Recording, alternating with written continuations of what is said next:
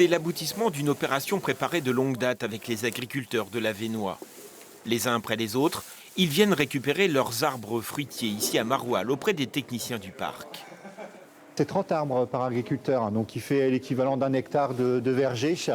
Et donc au total, c'est 900 arbres qui ont été donc distribués à 30 agriculteurs répartis sur l'ensemble du territoire du parc. Des pommiers, des poiriers que François Bonamy va planter pour la première fois dans ses prairies à Sorles-le-Château. Qu'a planté François? Ah, c'est ça.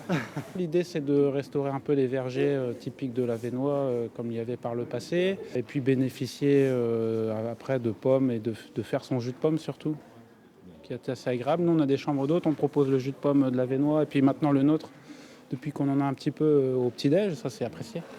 Rainettes des Capucins, courpent du rouge, baguettes d'hiver. Dans chaque lot, 16 variétés de pommiers et de poiriers emblématiques du verger haute tige de l'Avesnois.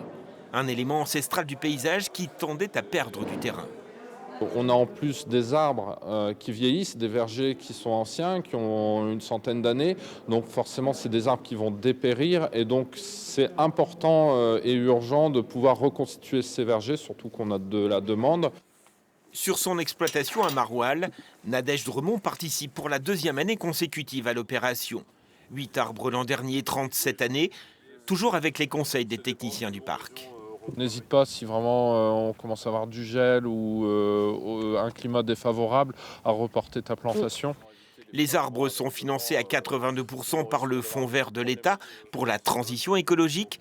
Le reste est à la charge de l'agriculteur. Une faible participation, mais d'importants bénéfices pour chaque volontaire. C'est pour la biodiversité, mais aussi pour mes bêtes. Comme ça, quand il y a des étés chauds, comme la canicule, les bêtes ils pourront se mettre à l'abri au pied des arbres, à l'ombre. Les oiseaux qui pourront faire leur nid dedans, mais aussi manger les fruits.